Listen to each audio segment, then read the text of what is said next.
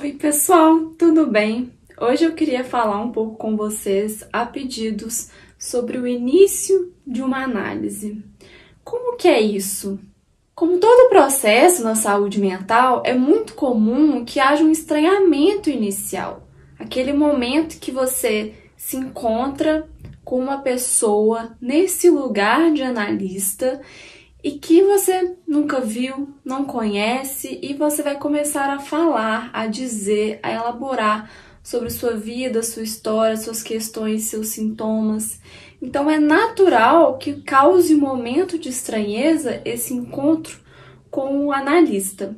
E também é natural que também haja uma estranheza no processo de você se escutar. Porque na psicanálise é muito importante esse momento de fala como um momento também que a pessoa, o sujeito que está ali, pode escutar o que ele mesmo está dizendo.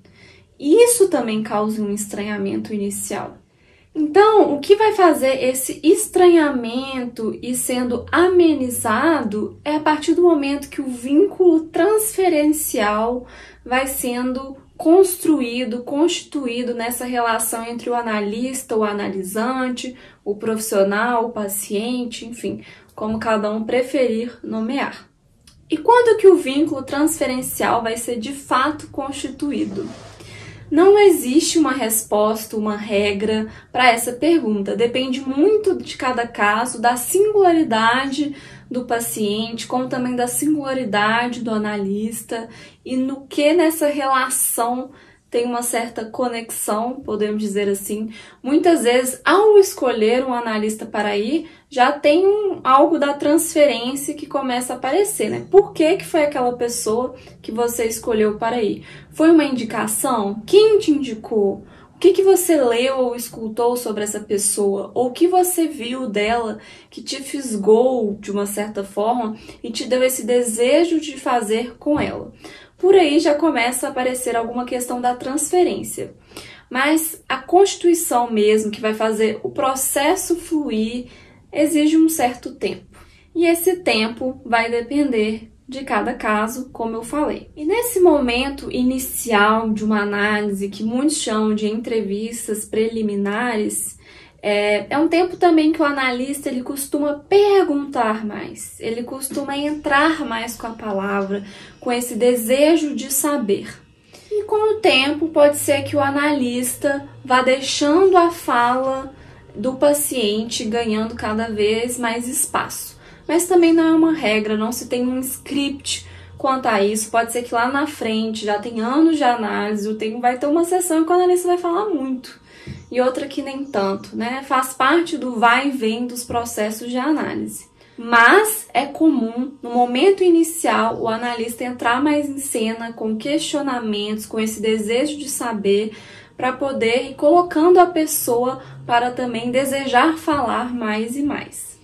Mas então, você procurou um analista, apostou nesse desejo de começar uma análise, e aí, o que falar? Por onde começar? Simplesmente você vai falar sobre o que você desejar. Também não tem regra.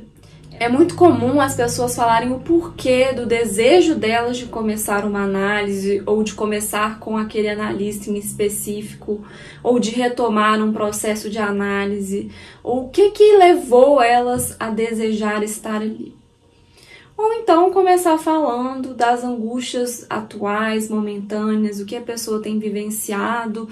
Não precisa ter pressa para já ir falando tudo da sua vida, da sua história, né? Porque essas coisas vão sendo elaboradas aos poucos. Muitas vezes você toca um ponto da sua vida agora e com o tempo você vai vendo como ele vai se conectar com o seu passado, com coisas que já aconteceram, coisas que estão repetindo.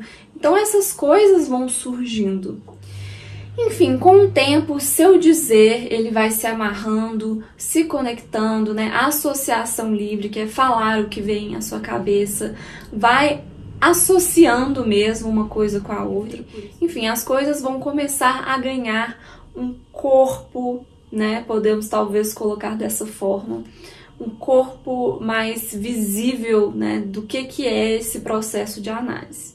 No início pode ser um pouco confuso para você, né? Mas com o tempo as questões vão fazendo talvez mais sentido. Por que eu falo talvez? Porque tudo é uma aposta, né? Então vai depender muito do desejo de cada um, de como a pessoa dá conta de sustentar esse processo, como que ela se engaja nele, e também vai depender do desejo do analista também. Então, é mais ou menos por aí. Mas a pessoa pergunta, porque dizem que a análise demora, como que é isso, dos momentos iniciais, né, nesse sentido. Os efeitos terapêuticos, podemos colocar dessa forma, eles são instantâneos. Só de você falar já tem um efeito terapêutico, e só de você ser escutado também já tem um efeito terapêutico, e falando e elaborando, o analista, né, te guiando aí de alguma forma, conduzindo, manejando esse processo, fazendo perguntas, intervenções, te ajudando a conectar uma coisa com a outra, enfim, isso já vai tendo um certo efeito terapêutico no sentido de ir causando um certo bem-estar.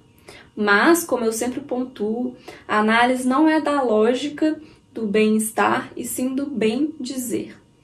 Com o tempo, em vez da pessoa ficar relatando muito detalhes da sua vida, da sua história, pode ser que ela aprenda a bem-dizer, que é já ir direto ao ponto, é falar menos e dizer mais. Enfim, mas efeitos de bem-estar podem sim surgir, né? Mas com o tempo também vão ter efeitos de mal-estar. Vão ter momentos que você vai sentir angustiado com o que você disse ou com o que você escutou. Mas faz parte do processo. E o processo mesmo de análise, de ir adentrando nas questões inconscientes, elaborando sobre elas, construindo um novo saber, questionando as suas verdades, esse processo em si é de fato mais lento, porque se trata de um processo. Então exige tempo, exige um instante de ver, exige o momento de compreender e exige o tempo de concluir. Então é preciso dar tempo ao seu próprio processo, mas isso não significa que numa sessão não possam já surtir efeitos imediatos. Mas é claro que o início de análise vai ser muito singular, a depender de cada um, de cada caso, a depender do desejo, né? Então não tem como eu falar que um manual do início de análise, só estou levantando algumas pontuações, alguns questionamentos que podem ou não se aplicar. Mas é muito comum que se dê dessa forma. E quando que termina esse início de análise? Mais uma vez, não tem uma resposta. Talvez pode ser no momento que a pessoa entre em análise efetivamente. E como já me perguntaram, né, o que isso quer dizer, entrar em análise? Não quer dizer que a pessoa foi para o divã, não tem a ver com isso, não tem esse script, esse manual. Pode ser que sim, pode ser que não, pode ser que a pessoa já entre em análise no sofá, pode ser que a pessoa vá para o divã e lá ela não esteja de fato entrando em análise, não existe essa regra. Mas a entrada em análise, talvez a gente possa colocar dessa forma. É quando a pessoa começa a aprofundar mais o sujeito, se permite entrar mais nas questões inconscientes, em vez de ficar no relato ali do dia a dia dos acontecimentos. E podem ser que vão ter pessoas que nunca vão entrar efetivamente em análise porque tem uma barreira, uma resistência ou algo ali que impede elas, né, inconscientemente também, de adentrar mais nas suas questões inconscientes. Podem ter defesas aí e a pessoa pode ter muita dificuldade, né, e ficar mais presa nesse relato. Então, tem pessoas que acabam fazendo uma certa psicoterapia psicanalítica muitos anos. Então, a entrada em análise, o final desse início de análise é um tempo muito relativo. Não existe uma medição concreta de como esse tempo vai se dar. Mas acho que é mais ou menos por aí o que eu queria elucidar, aclarar, ou ajudar vocês a refletirem sobre o próprio início de análise de vocês. Mas é claro, para saber como é de fato o seu início de análise, você vai ter que começar e bancar, apostar nesse desejo de iniciar uma análise. Então é isso. Muito obrigada!